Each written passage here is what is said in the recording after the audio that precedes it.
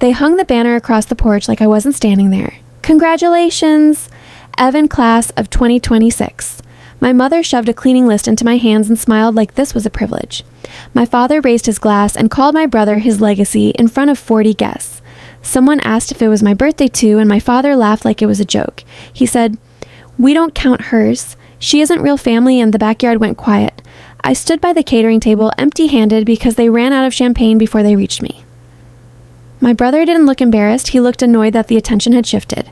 A woman I barely knew whispered, "Is she the adopted one?" and my cheeks burned. Then my grandmother pushed herself up with her cane and every conversation died instantly. She walked straight to my father and said, "Gordon, you've forgotten whose house this is." She took my hand, slipped me a sealed envelope, and whispered, "Don't open this at home." I drove to the end of the block, parked under a streetlight, and felt my whole life start to crack. If you've ever been judged before anyone knew your story, like and subscribe for more stories like this. You ever been judged before anyone knew your story? My name is Mara Bennett. I'm 25 years old, and my family has been shrinking me since I was 8. They didn't do it with screaming every day. They did it with routine and the kind of cruelty that looks normal from far away. They gave my brother Evan the good bedroom, the big celebrations, and the loud pride. They gave me chores, silence, and a label that made everything convenient for them. My father's favorite phrase was always the same: "You're not really one of us." He'd say it calmly, like a fact like the weather report on a cold morning. My mother would soften it with a smile and call it keeping the peace. I grew up thinking peace was something you paid for, and I paid with myself. That Saturday, Evan's master's graduation party was staged in my childhood backyard in McLean, Virginia. White tents covered the patio, string lights were already glowing in the late afternoon. The air smelled like fresh flowers and money that didn't belong to the people spending it. I arrived early because my mother texted me, "Don't be late, we need help setting up." She didn't say happy birthday, and she didn't have to because she never did. I wore the same black dress I always wore to family events because it helped me disappear. The first thing I saw inside the foyer was a stack of gifts for Evan wrapped in expensive paper. The second thing I saw was a birthday card for me, half hidden under junk mail already opened. My grandmother's handwriting was on the envelope, and someone had tossed it aside like an ad. By the time guests arrived, I'd scrubbed the downstairs bathroom and directed the caterers like an unpaid coordinator.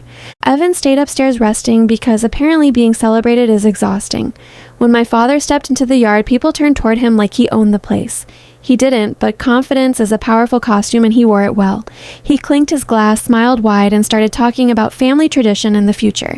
He called Evan the next generation, the one who would carry the Bennett name forward. He didn't look at me once, even though I was standing 10 feet away. Then he made his announcement, and I felt my stomach drop before he even finished the sentence. He told everyone that when my grandmother was gone, they'd sell the house and fund Evan's first business. He said it like it had already been signed, sealed, and delivered to my brother's account. When I asked, "What about me?" my father didn't flinch and my mother didn't blink. He said, "You're a grown Mara, you've always been self-sufficient." Then he said the part he enjoyed saying most. "You're not real family in the traditional sense." That was the moment my grandmother stood up and the entire party changed temperature. Ruth Callahan was 82 and she looked small until you watched people move out of her way. She came straight toward my father and her voice didn't rise. It didn't need to. She told him he was standing in her house and she said it like a warning. Then she took me by the hand, led me past the roses, and pressed the envelope into my palm. It was thick, cream-colored, sealed with red wax and stamped with balance scales and the letters HC. I recognized the name printed on the corner, Hale and Carter Attorneys at Law. My grandmother leaned close and whispered the sentence that changed my breathing. "Don't open this at home," she said. "Open it alone and decide what kind of life you want next. And before I tell you what was inside, I need to take you back. Back to the first time my father looked at me and taught me that love could have conditions." I was 8 years old the first time my father gave my childhood a title. It wasn't a nickname, it was a sentence he used like a lock. It happened on a Tuesday evening at the long oak table in our dining room. Our house in McLean looked like comfort from the outside, but inside it felt measured. White trim, polished floors, a staircase that creaked like it was keeping secrets. I remember the dinner smell roasted chicken and my mother's lemon candles. I remember because my birthday had been the Saturday before and nobody mentioned it. That weekend, Evan had a travel soccer tournament and my father called it a commitment. He said my birthday was just a day and he said it like weather. My mother promised we'd celebrate next week and then she never brought it up again. On Tuesday, I asked what felt like a small question, and it changed my life. I asked why Evan got the bigger bedroom and why mine was the smallest. My father didn't even look up. He kept cutting his food in careful pieces. He said, "Because Evan's different, Mara, you're not like us." I blinked and I waited for him to laugh because it sounded ridiculous. He didn't laugh. He took a slow sip of water and then he finished it. He said, "You're adopted in spirit. We chose to keep you. That's enough." I stared at him because I didn't know those words could exist together. Adopted meant papers and foster homes and strangers who became family. Spirit meant church and hymns and something you can't prove. He put them together and suddenly I was the problem he didn't have to explain. My mother reached across the table and patted my hand like I was fragile. She said, "Your father loves you in his own way, honey." I didn't know then what his own way would look like, but I learned fast. His love was silence, and his approval was a moving target. If I did well in school, he called it expected and went back to his phone.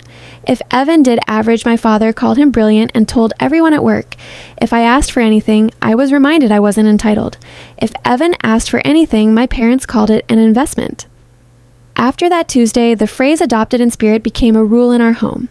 It explained why I set the table and Evan played video games upstairs. It explained why I folded laundry while my brother practiced golf swings in the yard. It explained why my mother handed me a mop and called it earning my place. It explained why family decisions happen without me, even the small ones. When we planned vacations, they discussed flights and hotels like I wasn't in the room. If I spoke up, my father would say, "This is between blood relatives." I'd sit there and wonder what my blood was made of instead. I tried to be easy because easy girls get praised and praised girls get peace. I kept my grades high and my voice low and my needs hidden. I told myself it didn't matter because I could handle it. That's what you tell a child when you need her to stop asking questions. By 10, I knew how to clean a kitchen like a professional and smiled doing it. By 12, I knew how to apologize for things I didn't do and mean it. By 14, I knew exactly when to leave a room before anyone noticed me. My grandmother Ruth was the only person who treated me like I had weight. She didn't live with us, but she visited often and she watched everything. She had silver hair, steady eyes, and a voice that could turn a room quiet. When she hugged me, she held on for a second longer than polite. Sometimes she'd look at my father and her expression would harden briefly. Then she'd smooth it over because she was careful and she was patient. I didn't understand patience then. I only felt the ache of waiting. When I was 16, my father decided Evan needed a reward for being Evan. He bought my brother a gray Jeep and he parked it like a trophy. They threw a party in the backyard and people came with loud congratulations. There was a photographer and a catered buffet and a cake with Evan's name in gold. My father gave a speech and called Evan his pride and his future. I stood near the drinks refilling ice because my mother asked me to help. I wore a simple dress and I practiced my invisible smile for guests. I remember hearing a neighbor say, "Your son is so lucky," and my father beamed. Nobody asked what I wanted because nobody expected me to want things. 2 months later, it was my 16th birthday and our kitchen felt quiet. My mother bought a grocery store cake and my name was spelled wrong. She said the bakery made a mistake, but she had written the order herself. My father had a work dinner and he didn't come home until late. When I lit the candles, the flames looked too bright for the room. My mother sat across from me scrolling on her phone while I waited. I blew out the candles alone and I made a wish I didn't say out loud. I wished I could stop caring because caring was making me small. After that, the differences stopped shocking me and started feeling normal. Normal is what happens when a child adapts to survive. Evan got praise for breathing and I got criticism for existing. If Evan left a plate in the sink, my mother called him busy. If I left a plate in the sink, my mother called me ungrateful. My father loved rules and he loved the way rules made him right. He'd say real family comes first, and he'd look past me. He didn't need to raise his voice because the message was consistent. When Evan left for college, my parents turned it into a farewell tour. They took days off work, they rented a truck, and they bought new bedding. My mother cried at the airport, and my father hugged Evan like a promise. They took photos in front of the dorm and posted them like a victory. When I got accepted to college, it was on a scholarship I earned alone. I brought the letter home, and my hands were shaking with hope. My father glanced at it and said, "Good. You won't cost us much." My mother smiled and asked me to help fold towels afterward. When it was time for me to leave, my mother handed me a bus ticket. She said, "You can manage, right?" Evan needs the car this weekend. I managed because managing was the only option I was given. In college, I worked 2 jobs and I learned to live on schedules. I tutored math on weekends and waited tables at night between classes. I studied in the library because my dorm was loud and my mind was tired. Sometimes I watched other parents visit and I felt something hollow in my chest. When my tuition bill came due, my father called me on speakerphone. He said, "We have to prioritize Evan's education. Real family comes first." I held the phone away from my ear because my throat was tightening. Then I said, "It's okay," because that was the language I had learned. Every year on my actual birthday, my grandmother mailed me a card. The envelope was always lavender and her handwriting curled like music. Inside she'd write, "Remember who you are, my darling. The truth always surfaces." I didn't know what she meant, but I kept every card in a shoebox. I kept them like proof because part of me feared I'd imagined her kindness. Sometimes she'd tuck a 20 inside and my mother would call it unnecessary. My father would say she spoils you and his tone would be annoyed. My grandmother would just look at him and say nothing at all. Silence from my grandmother felt different because it had intention. One summer when I was home from school, I overheard my parents arguing quietly. My father was in the office and my mother's voice sounded tight and low. I heard the words deed and paperwork and then my mother said, "Your mother." My father hissed something back and the door shut hard. When I walked in afterward, my mother's smile was too bright and too fast. She asked me to clean the fridge like that could erase the sound. I did it because I didn't know how to ask for the truth. Our neighbor, Mrs. Pierce, was the kind of woman who remembered everything. She had lived on our street since before I was born and she liked to talk. One day she said, "Your grandmother was generous buying this house for your parents." I nodded because I didn't know what else to do with that information. Mrs. Pierce kept going because she loved a good detail and she trusted her own memory. She said, "Not many mothers-in-law would do that. She must have had reasons." That night, I asked my mother about it and she waved her hand. She said, "Ancient history, Mara. This house is ours now." Her eyes didn't match her voice and her fingers kept twisting her ring. I filed it away because I'd become good at storing questions safely. By the time I graduated college, I had debt and a degree in accounting. I didn't feel proud. I felt relieved, like I'd escaped something unseen. My father sent me a $50 gift card and my mother mailed a generic note. They didn't come to my graduation because Evan had an event that weekend. Evan's graduation a year later came with a trip and a watch and speeches. My father called Evan the man of the next generation and my brother smiled. I clapped politely and I felt my palms sting because my hands were shaking. At 22, I moved into a small studio apartment and I bought used furniture. I hung my grandmother's birthday cards on the inside of my closet door. I told myself I was fine because fine was what I'd always been. Still, the phrase adopted in spirit followed me like a shadow in bright rooms. It shaped how I dated, how I trusted, how I apologized before I even spoke. Sometimes I'd hear my father's voice in my head, calm and dismissive. "You're not really one of us," he'd say, and I'd shrink without meaning to. That's the thing about childhood lies. They grow roots and they don't ask permission. So when my grandmother called and told me to come home, my stomach tightened. It wasn't just the party. It wasn't just my birthday being ignored again. It was the way her voice sounded steady but urgent like a door opening. And it was the way my whole life suddenly felt like it had been leading somewhere. By 25, I had built a life that didn't need my parents. It wasn't glamorous, but it was steady and it was mine. I lived in a small one-bedroom apartment in Alexandria and my windows faced a busy street. I could hear buses braking and I could hear people laughing late at night. Some mornings I'd wake up to sunlight and I'd feel proud for no reason. Other mornings, I'd wake up heavy and I'd hear my father in my head. Even miles away, his voice still knew my name and it still knew my weak spots. I worked as a staff accountant at a mid-sized logistics company and I wore cardigans to feel safe. My desk faced a wall and I kept it neat like order could protect me. I liked numbers because they didn't change their story to hurt you. A report either balanced or it didn't, and there was comfort in that. My coworkers were kind and they didn't ask about my family. When they talked about their parents, I smiled politely and I kept my answers short. I'd learned that some people meant well and they still didn't understand. My birthday was coming and I hadn't told anyone at work. I didn't want cake in the break room and I didn't want questions afterward. For most people, a birthday meant being seen, and for me, it meant being tested. In my family, celebrations were reserved for Evan, and my job was to support the celebration. I told myself I wouldn't go home this year and I practiced saying it out loud. I'd say I'm busy that weekend, and I'd keep my voice calm. That was the plan, and plans made me feel in control. Then my phone buzzed, and the plan started to wobble. It was a text from my mother, and it read like a command. "Family celebration this Saturday. Evan's graduation, don't be late. There was no happy birthday and there was no question mark. I stared at the message and I felt that old familiar pinch. Part of me wanted to laugh and part of me wanted to disappear. I typed a polite decline and my fingers hesitated over send. Before I could decide, my phone rang and my throat tightened. The caller ID showed my grandmother's name and I sat up straighter. Ruth Callahan didn't call often, and when she did, I always answered. "Hello, Grandma," I said softly, and my voice surprised me. It sounded like a child, and it sounded like hope. "My darling," she said, and her voice was thinner than I remembered. It was still warm, but it carried a weight and it carried urgency.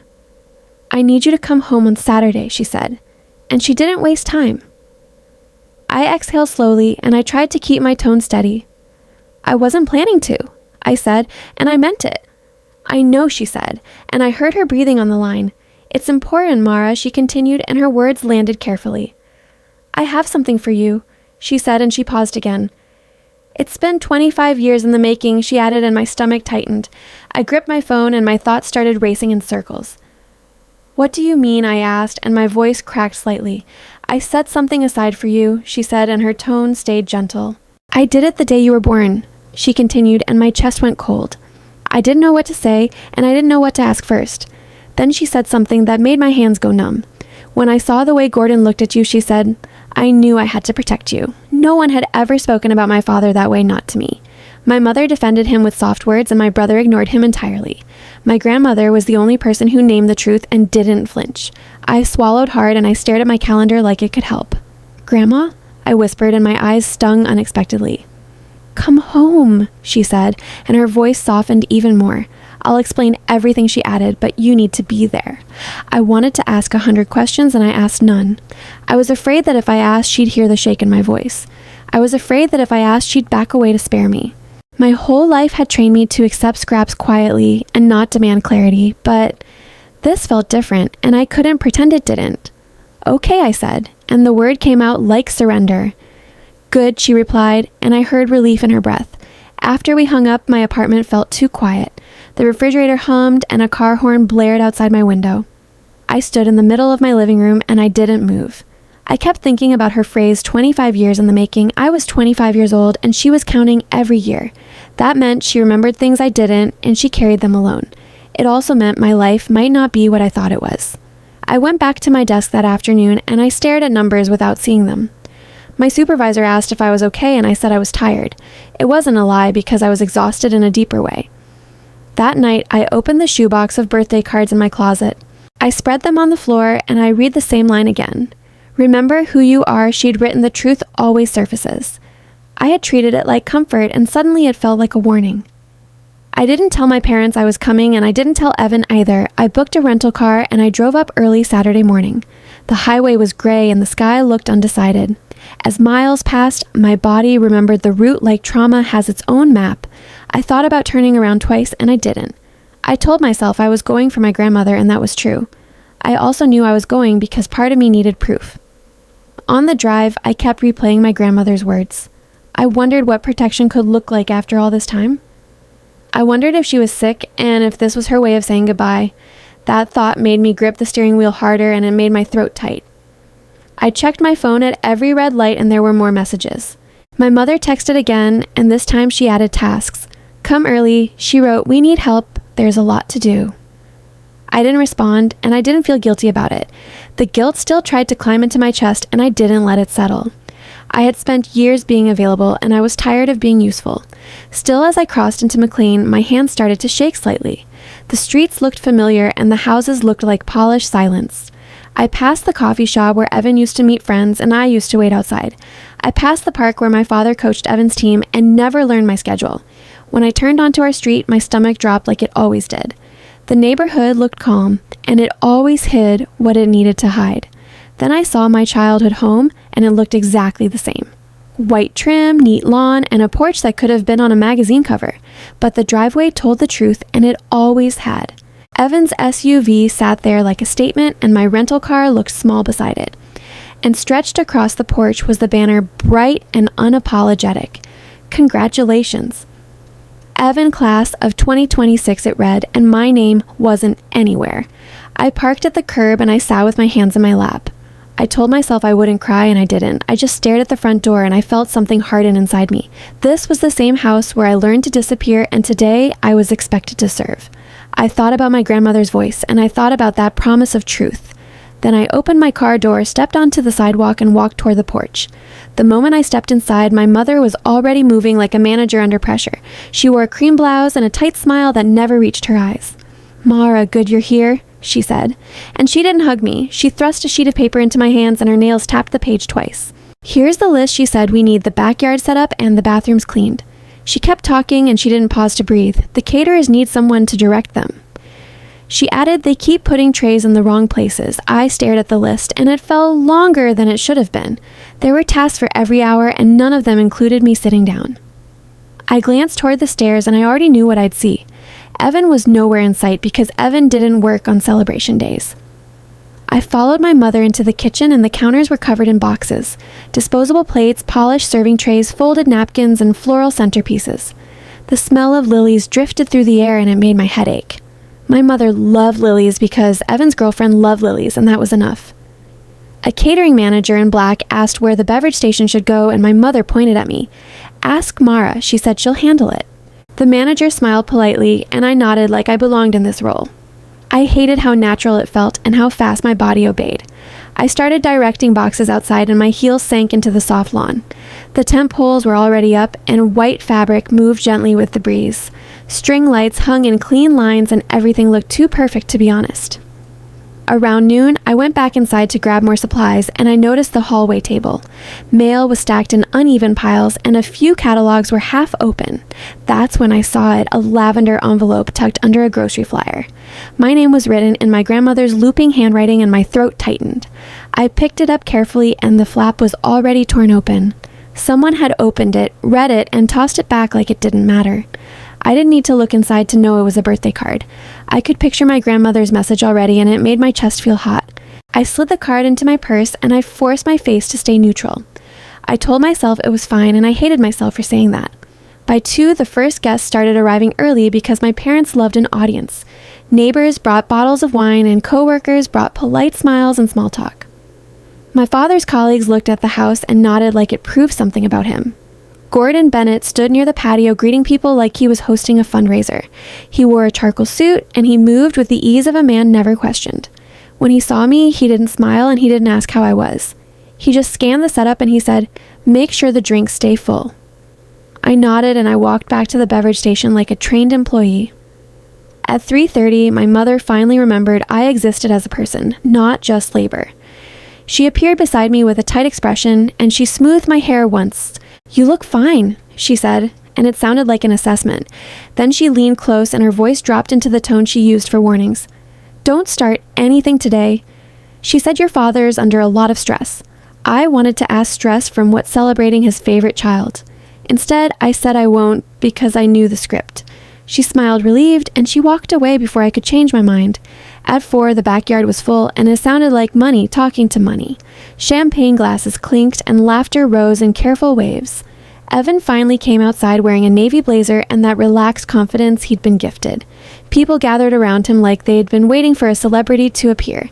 He shook hands, accepted compliments, and smiled like he'd earned every advantage alone. When he spotted me, his eyes slid past me and he kept walking. It wasn't cruel exactly. It was worse, it was casual. I watched him greet my father's business friend, and I remembered my bus ticket to college. I remembered the way my mother said, "You can manage right." That memory sat in my throat, and it refused to move.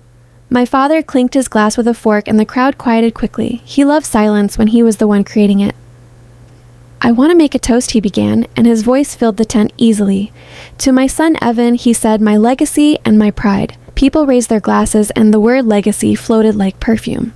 My father continued, and he spoke like a man delivering a speech he rehearsed in mirrors. "From the moment Evan was born, I knew he was destined for greatness," he said. He looked at my brother, and his face softened in a way I'd rarely seen. "He's smart, driven, and ambitious," my father added, "and now he's ready for the world." Applause broke out, and Evan dipped his head like he was humble. I stood near the catering table, and I realized I didn't have a glass.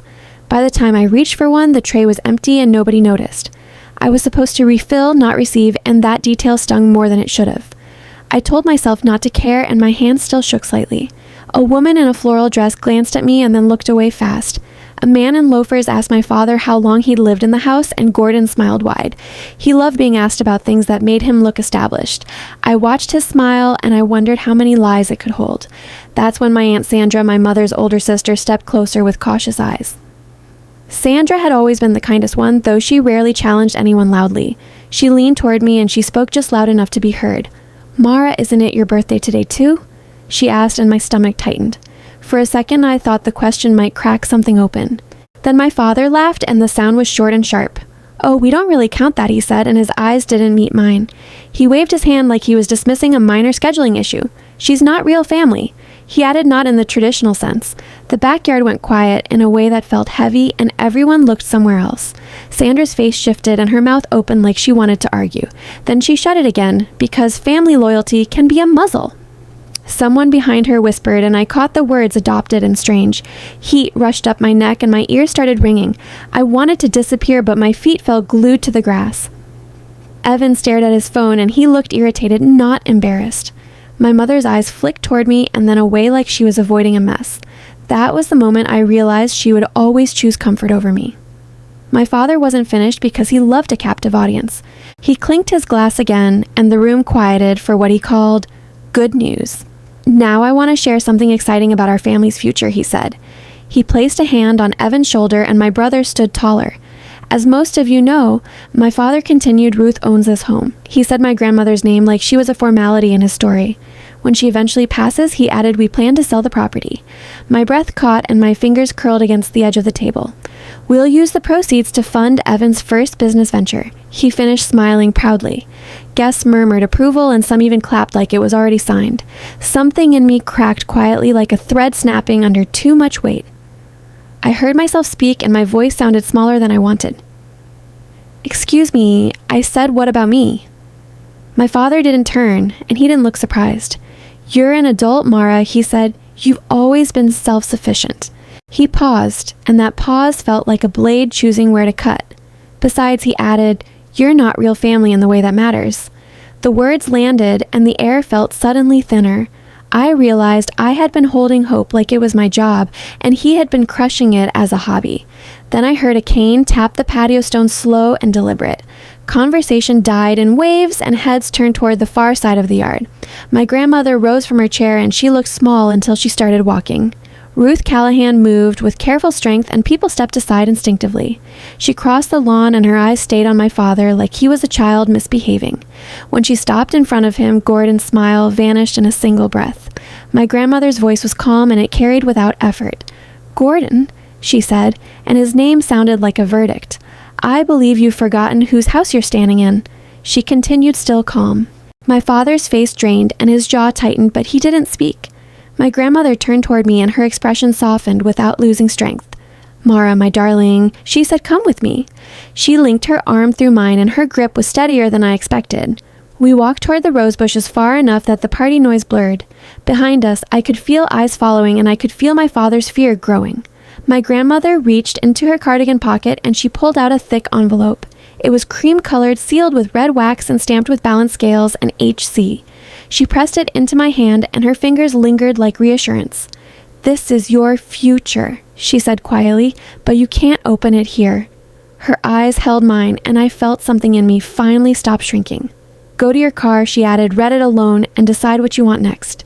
I walked to my car, clutching the envelope while the party laughter blurred behind me. My hands trembled on the steering wheel, and my stomach flipped like it remembered childhood. I sat there for an hour, watching shadows move, afraid to learn what I deserved. The wax seal felt brittle, steady, and it cracked under my thumbnail all at once. Inside were 3 documents, official and heavy, like they carried a verdict I couldn't escape.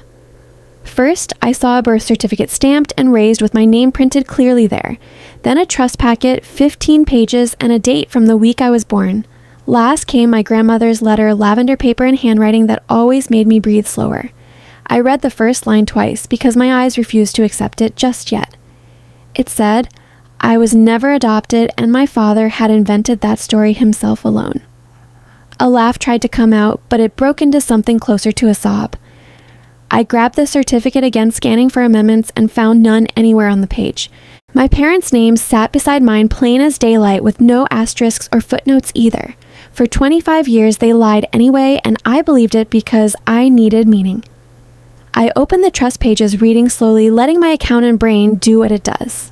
The words were dense, but the structure was clear and the beneficiary line hit hardest.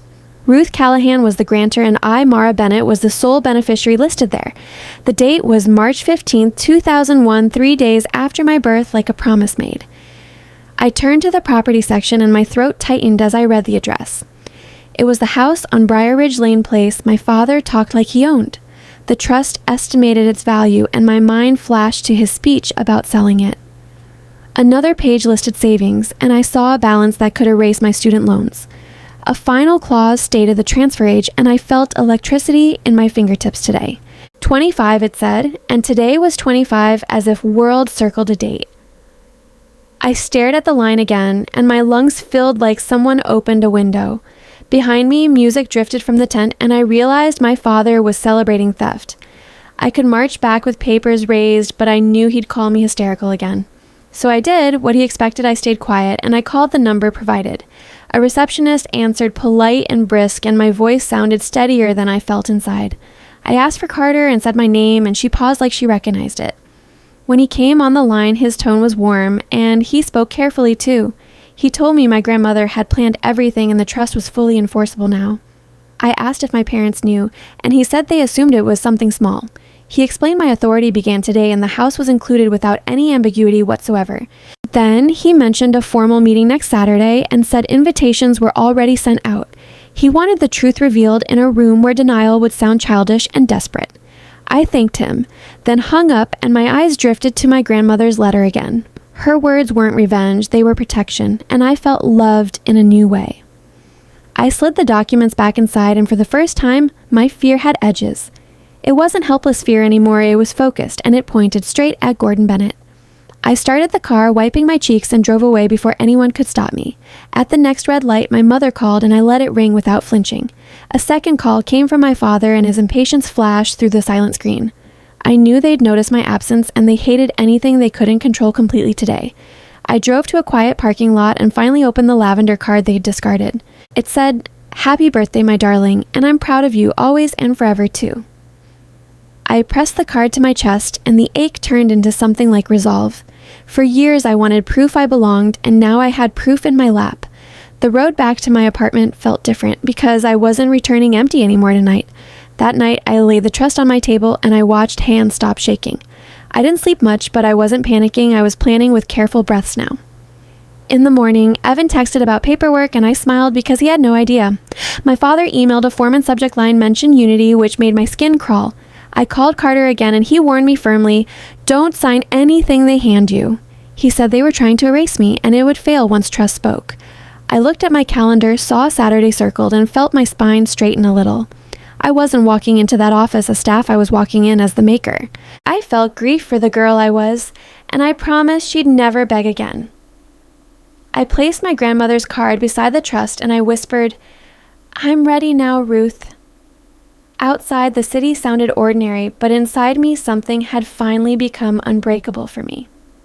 On Monday morning, my father called twice and his voice sounded cheerful, which meant he wanted something from me today. He said the house needed preparation, and he expected me back in McLean because family should pull together now immediately.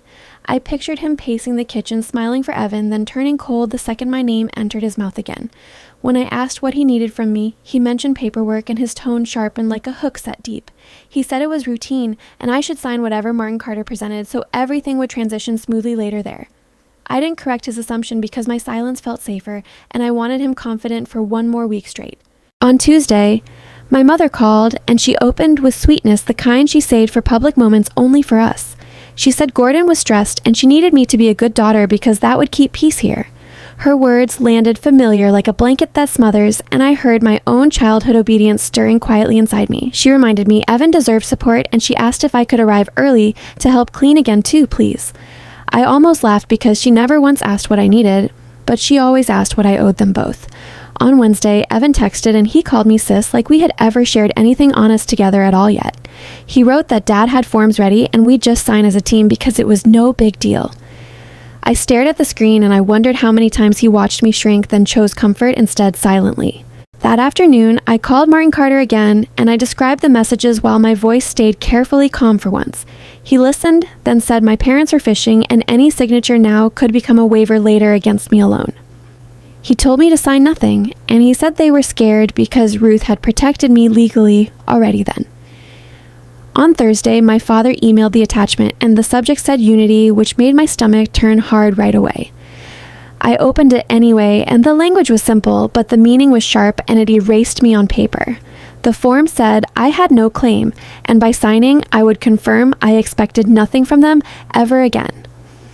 My father always wanted control, and now he wanted my consent so his lie could look official to others too.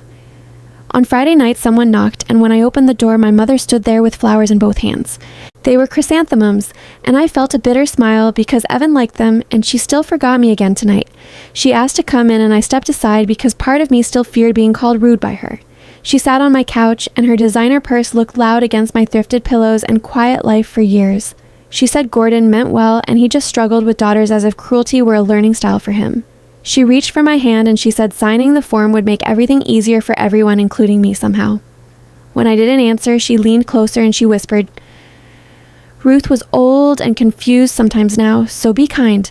I felt my certainty wobble because my mother's voice knew exactly how to press the guilt button in my chest. Then my phone buzzed and Ruth texted, They'll try to make you doubt, don't let them today. Mara, please, again. My mother saw the screen and her face tightened. Then she smiled again, like nothing happened at all just now. I told her I wouldn't sign, and my voice surprised me because it didn't shake this time at all either. Her mask slipped, and she asked if I wanted to tear the family apart over paperwork and money alone now. I said I wanted truth, and I watched her flinch because truth was the one thing she avoided every time. She left without a goodbye, and the flowers stayed on my table like a prop from her performance to me. Later, I read the form again, and I imagined my father smiling once my signature made him safe from consequences. I opened my closet, and I found the navy suit still tagged, still waiting for courage to show up publicly. I tried it on, and the fabric felt structured like it was holding my shoulders where they belonged at last. In the mirror, I didn't look rich, but I looked certain, and certainty scared my family most of all now. I cut the tag off, and I laid the suit on a chair like I was setting a boundary today. That night, I didn't sleep well, and every time I closed my eyes, I heard Gordon say, "Not real family." I reminded myself the documents existed, and I repeated Ruth's message because my mind kept slipping backward into fear again. On Saturday morning, I woke early, made coffee, and lined my papers neatly as if preparing evidence for court today. I drove to Hartford, and the winter air felt sharp while my palms stayed warm on the wheel for once. When I parked downtown, I breathed slowly, and I told myself I wasn't asking for love anymore from them again. I was claiming what was mine, and I was letting truth do the talking because shouting helps liars win often. Inside the building, the lobby smelled like polish, and my heels echoed like each step counted against my past. I checked my phone, and there were 3 missed calls, but none from Ruth, which steadied me more than anything. In the elevator, I adjusted my collar, and I practiced one sentence, "I'm here to begin," calmly with no apology. When the doors opened, I saw my reflection in glass, and the woman staring back didn't look invisible anymore today. I walked toward the conference room, and I could already hear my father's voice, confident and impatient as always was. My stomach tightened, but I kept moving because fear was old and this moment was new for me now. I thought about the little girl with the mop, and I promised her she'd never earn a seat again there. I didn't know exactly how they'd react, but I knew I'd stay steady because Ruth waited years for this day. My phone buzzed once more, and Evan wrote, "Don't be dramatic," which proved he learned Gordon's script like breathing did. I didn't reply, and I slid the phone into my bag because my words were reserved for witnesses today only. I stepped into the hallway outside Carter's office, and I felt my heartbeat slow like a metronome in my chest. For the first time, I understood boundaries, and they weren't walls, they were doors I controlled with my hands now. I looked down at my folder, and the trust pages felt lighter because truth doesn't need permission from anyone ever. Then I opened the conference room door, and I walked in first, not as a helper, but as heir today. Martin Carter stood when I entered, and he offered a calm nod. The conference room smelled of cedar polish and winter light cut across the glass table. I sat near the screen, my folder on my lap, and I kept my hand still. The door opened again, and Gordon Bennett walked in first, smiling like the building belonged to him. My mother followed, pearls bright against her throat, and Evan trailed behind, already checking his phone. None of them greeted me, and that silence felt familiar until it didn't. He watched them settle, and I watched Father avoid my eyes. Gordon took the head chair and he leaned back with a satisfied sigh. He said, "Let's get this over with," and his voice carried that old impatience. Martin didn't react. He simply opened a file and he spoke like a judge reading weather. "Miss Callahan has authorized me," he said, "to review her estate plan today." My mother nodded too quickly, and Evan tapped his screen as if this were a boring meeting. I felt my pulse in my wrist, and I reminded myself I didn't need to perform. For once, I could let paperwork speak and keep quiet too. Martin read the property address, and I heard my childhood street like a bell. Briar Ridge Lane, he said, appraised at about $1.4 million. Gordon's smile widened, and my mother's hand slid to his sleeve. Martin continued with the savings figure, and Evan finally looked up.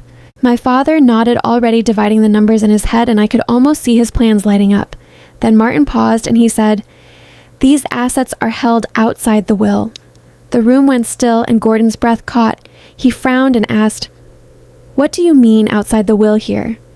Martin folded his hands, and his voice stayed steady. "In 2001, he said, Miss Callahan created an irrevocable living trust." My mother blinked hard, and her pearls shook with her breathing. Gordon leaned forward, and his tone turned sharp. "She never told me he said there was any trust." Evan sat up straighter because the word beneficiary finally mattered to him. "So who gets it?" he asked, and his confidence cracked. Martin looked at me, and he waited like he was handing me a microphone. I opened my folder, and I stood slowly, feeling eyes tighten on me. "I'll explain," I said, and my voice didn't break the way it used to. Gordon's mouth tightened, and my mother's hands gripped her own wrists. I faced Martin, and I gave him the first page, then he fed it into the projector. The screen lit up bright and unforgiving with the trust title and the date. I pointed to the line, and I read it out loud. "Sole beneficiary, Mara Elise Bennett." Evan's phone slipped from his fingers, and it thudded softly on the table. Father stood chair-scraping, and he said, "That's impossible. She wouldn't do that to us." Gordon's voice rose, and it filled the room with familiar heat. He called it a forgery, and he said, "I'd been manipulated by an old woman." My mother made a small sound like she wanted to vanish into her purse. Evan stared at the screen, and his face went blank as if numbers had betrayed him personally. I pulled out the birth certificate, and I handed it to Martin with steady hands. He projected it beside the trust, and the names appeared clean and plain. "Biological daughter," Martin said, "verified through state records." His lie had nowhere left to hide. I looked at Gordon, and I felt something strange, not rage, but clarity. "I'm not here to argue," I said. "I'm here to stop pretending." My mother stared at the table edge, and mascara darkened under her eyes. Gordon slapped his palm down, and the sound made Evan flinch. "This is fraud," he shouted, and his finger pointed at me like blame was a weapon. I kept my voice level, and I said, "It's documentation notarized and maintained long before you started calling me. Not real." Martin added, "The title was never transferred. Your occupancy has always been permissive, sir." Gordon blinked, and his confidence slid like ice melting under a lamp. "We paid taxes," he snapped. "We maintained the yard. We fixed the roof." Martin nodded once, and he didn't look impressed. "Paying expenses doesn't create ownership," he said, "and there is no deed in your names." Evan stood up too fast, and his chair tipped, then he caught it with shaking hands. "So, the business money," he said, "the down payment, the office space," and his words collapsed. I met his eyes, and I said, "It was never yours to promise." He looked, and I didn't follow him. The fight drained from Gordon's face, and something softer tried to replace it. He sat down slowly, and his shoulders sagged as if he'd aged 10 years. Then he said my name with a sweetness that felt stolen. "Mara, sweetheart," he began, and my stomach turned at the word. "We can work this out." He said, "We're family. We can plan together." My mother reached toward me, eyes wet, and she nodded like agreement could rewrite history. I inhaled, and I said, "You don't get to use family now, after 25 years. Silence filled the room, and Evan froze. My mother finally spoke, and her voice shook in practiced sorrow. "I love you," she said. "I always loved you. I just didn't know how." The sentence sounded rehearsed, like something she'd tell a friend later. I looked at her, and I kept my tone quiet because yelling would give her a reason to dismiss me. "Then why didn't you protect me?" I asked, and the question hung between us. Her mouth opened, then closed, and her fingers twisted her ring again. Gordon watched her fail, and his eyes hardened because weakness embarrassed him. Silence answered, and I let it. I closed my folder, and the click sounded final in the quiet room. I'm not throwing you out today, I said, but you have 90 days to move. Gordon's head jerked up, and anger flashed back into place. 90 days, he repeated, after everything we've done for you. The phrase almost made me laugh, and I swallowed it down. I listed the bus ticket, the loans, the missed birthdays, and the bathroom mop, and every item carried a comma-like receipts. Gordon's mouth opened, and no defense arrived. Evan muttered, "This isn't fair," and I said, "Neither was mine ever." Evan's voice rose, and he looked at Gordon like a child seeking rescue. "Call your lawyer." He said, "We can fight this. We can stall." Gordon hesitated, and that hesitation told me he knew the ground was gone. Martin lifted a page, and he spoke with polite firmness. Any challenge would fail, he said, because the trust was executed properly and it anticipated disputes. My mother wiped her cheek, and she didn't deny a single fact. I watched them, and I realized they were afraid not of losing a house, but of losing control. Fear felt familiar, it fed me. Gordon leaned forward again, and his voice dropped into something colder. He said, "I was ungrateful, and he warned me about family reputation as if neighbors were a court. He promised I'd regret humiliating him, and he looked toward Martin for support." Martin didn't move, and the lawyer's stillness made Gordon smaller. I didn't smile because this wasn't victory, it was an ending. "You humiliated yourself," I said when you told people I wasn't real.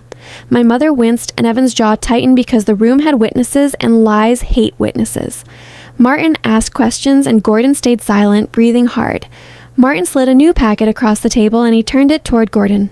"This is a notice of change in control," he said, "and it confirms the trust's successor beneficiary rights." Gordon stared at it like paper was an insult. My mother whispered that we should talk at home, and I heard the old tactic remove the audience regain control. I shook my head, and I kept my gaze on Martin. "Please prepare the occupancy transition," I said with a 90-day window.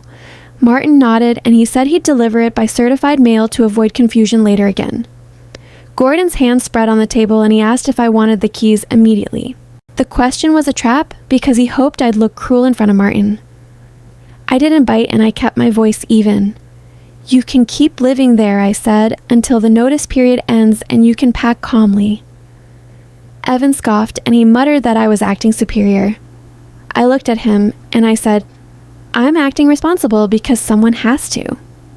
My mother pressed her lips together, and for once she didn't correct him because she knew I was right today. My mother cleared her throat, and she asked if we could speak alone a minute.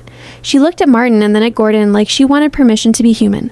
Gordon waved a hand, and he looked away because tenderness in public embarrassed him. My mother leaned toward me, and she whispered that she was sorry, and she begged me not to do this. I didn't move closer, and I didn't pull away either. "I'm doing what you wouldn't," I said. "I'm protecting myself." Her eyes filled, and she nodded like she understood, though her silence said otherwise for years.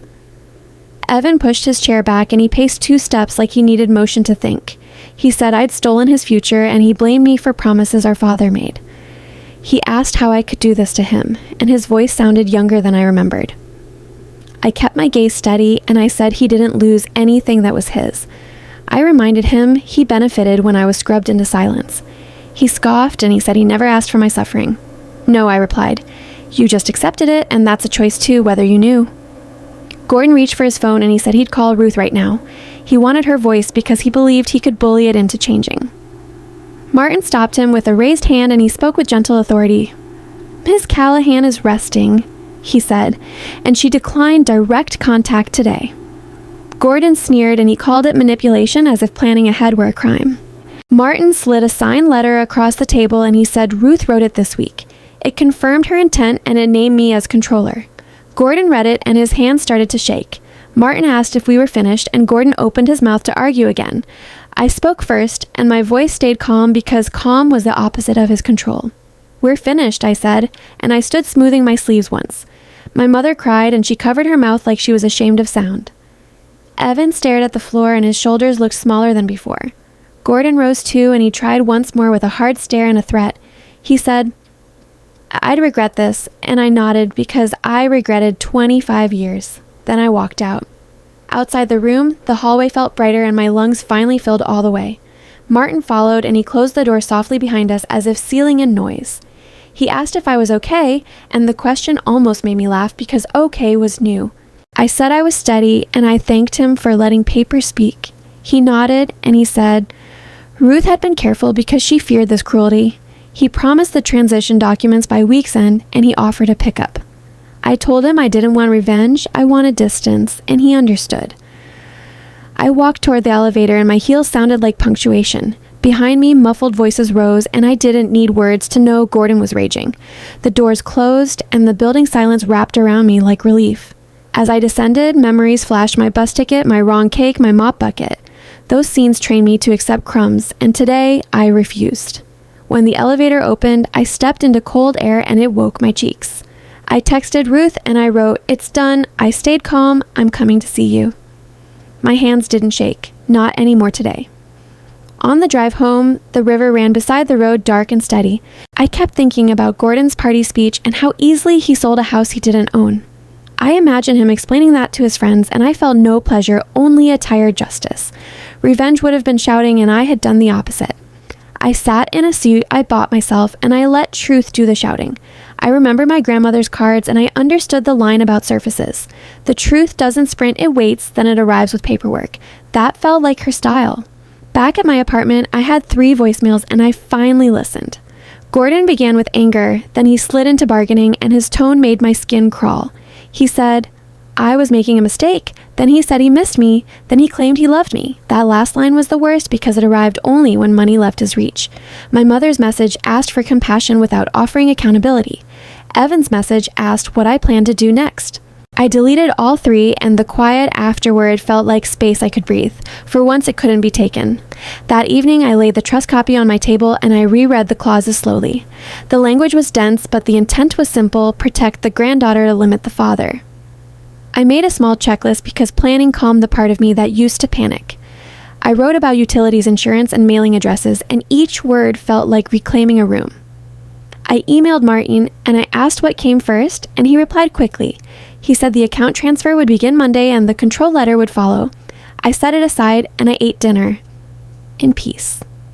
Sunday morning arrived, and the sky looked pale like it was starting over too. I didn't go back to McLean, and I didn't drive past Briar Ridge Lane. Instead, I visited Ruth, and she smiled when she saw me. She didn't ask for details, she just touched my cheek, and she said she was proud. I told her I stayed calm, and she nodded like calm was victory. She poured tea, and we sat quietly listening to traffic beyond her window, Ruth beside me. When I left Ruth's place, my phone buzzed and Gordon's name flashed again. I didn't answer because answers were a door and I kept it closed. The house on Briar Ridge Lane was still full of their furniture, and it was still full of my ghosts, but it wasn't their kingdom anymore. In 90 days, they would pack boxes and the porch would be quiet. I didn't imagine them suffering. I imagined myself healing, and that difference mattered. I drove home, and for the first time, I wasn't returning to a life I borrowed. I was returning to my future. 1 week after the meeting, Martin Carter asked me to stop by his office again. He looked tired but kind, and he slid a lavender envelope across the desk. Ruth wanted you to read this after the noise, he said, and his voice softened. I held the envelope, and my fingers recognized her paper before my eyes did. My name was written carefully, like she was steadying my hands from far away. Outside the window, Hartford traffic moved, and I realized the world kept going even when my family collapsed. I thanked Martin, and I drove home holding it close. At home, I opened it slowly, and her scent of tea seemed to rise. My dearest Mara, she wrote, the truth is out now. She said Gordon never handled losing control well, and she warned me not to mistake panic for love. Then she told me about his sister Catherine, who died at 19 in a crash long before I was born. Gordon's father called it minor and said losing a son would have mattered more. Ruth wrote that Gordon swallowed that poison and fed it forward. He couldn't love a daughter, so he made story and called it spirit. Ruth said none of this excused him, and she refused to let it soften my boundaries. She wrote that she tried to change him and failed because you cannot argue someone into empathy. She said the trust was not punishment, it was a fence around my future. You were always enough, she wrote. I just needed you to survive long enough to see it. At the bottom, she added a postscript and my eyes blurred. I'm not gone yet, she wrote. Come Sunday, I'll make tea. I laughed through tears, and for the first time, joy didn't feel like betrayal. On Sunday, I drove to Ruth's place, a small suite near my apartment. She insisted it was her choice, and she liked being close to me now. We drank tea from her china, and she watched my face as I talked. I told her I didn't want to destroy anyone. I wanted to stop being used. Ruth nodded, and she squeezed my hand with surprising strength. That's justice, she said, when you choose peace and still tell the truth.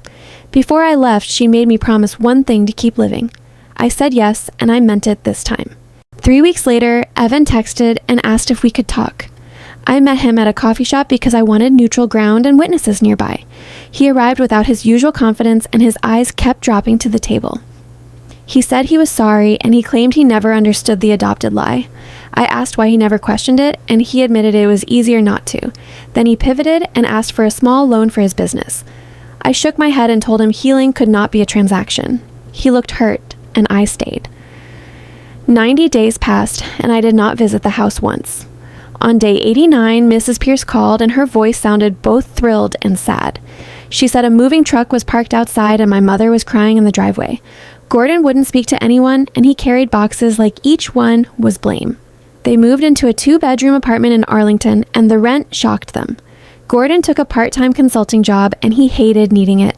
My mother stopped hosting parties because there was nothing left to show. Evan's plans collapsed, and reality arrived.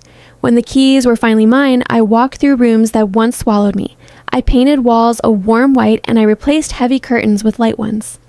I hired a locksmith, and hearing locks click felt like breathing. The old family portrait came down first, and dust rose from the nail like a sigh. In its place, I hung a photo of Ruth and me, laughing over tea. I used trust savings to pay my student loans, and the balance dropping to zero made me shake. The rest I invested carefully because security is quiet, and I wanted quiet. A year after the reading, my life looked calmer and my shoulders looked higher. I earned a promotion to senior accountant because my work finally had space to be seen. The raise was not a miracle, but it was proof, and I used it wisely. I bought a small rental condo near the metro, and I learned to be proud without performing. Ruth's health stayed fragile, but her mind stayed sharp, and she still beat me at Scrabble. Every Sunday we kept our tea ritual, and she told stories about my mother before Gordon. I listened and kept my limits. 6 months after they moved, my mother mailed me a letter on plain paper. There was no monogram, no perfume, and no staged photo inside. She wrote that she was sorry, and she should have been braver when Gordon erased me. She said she filed for divorce, and she was tired of fear and denial. I read the letter twice, and I did not respond. Forgiveness is not a switch, it is a door, and my hand was not on the knob yet. I kept the letter anyway because hope can exist and boundaries can too. Not today, but someday.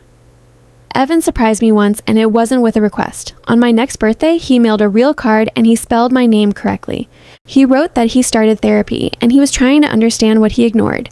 The message did not ask for money, and that alone felt like growth. I texted him thanks, and I told him change takes time, but honesty helps. He replied that he accepted that, and he hoped we could talk again. I did not promise anything, but I didn't shut the door either. Siblings can be strangers and choose to learn. In quiet moments, I thought about what Ruth called inherited damage. A therapist once named it learned worthlessness, and the phrase fit like a bruise. Gordon grew up hearing that girls mattered less, and he built his home on that belief. Understanding that history did not excuse him, but it stopped me from blaming myself. His cruelty was not a mirror, it was a leak from a broken place inside him. I could hold compassion for the boy he was and still refuse contact with the man he became. I chose compassion, and I chose distance, and I slept better. Gordon never apologized, and that told me enough. He left voicemails like business pitches, and each asked what I planned with the house. Sometimes he tried charm, and sometimes he tried anger, but it was always control. A cousin told me he claimed Ruth was confused, and I took advantage. I didn't chase every rumor because truth does not need daily defense. When relatives asked directly, I answered simply and offered documents if they doubted. Most people went quiet, and the quiet felt clean. Explaining less can protect more. Now I choose my peace, and I let consequences teach them. Some mornings, I walked through the hallway and paused where the portrait once hung. I remembered my younger self standing at the edge of the frame half a step behind. That girl believed she needed permission to exist and carried shame like a purse. Now, the wall held a new photo, just me centered, smiling softly. It was not a boast, it was evidence that I stopped shrinking. I bought flowers I liked and lit candles for myself. I cooked dinner slowly and ate at my own table. Each ordinary choice felt like repair. And repair felt like freedom finally. I'm telling you this because some families teach you to doubt yourself. They call you difficult when you ask for basic respect. If you are the forgotten one, hear me, you do not owe loyalty to people who deny your worth. You do not have to earn love that should be given freely.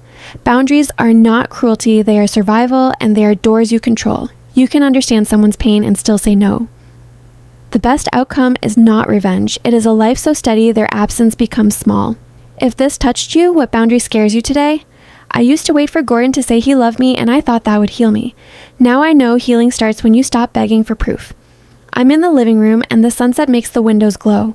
The house is quiet and it feels safe because I chose it. Ruth is here and we have tea every Sunday. My parents stay silent and I let that silence be their choice. Evan checks in sometimes and I answer with care. I'm not closing every door, but I'm keeping my keys. Before you go, what are you reclaiming?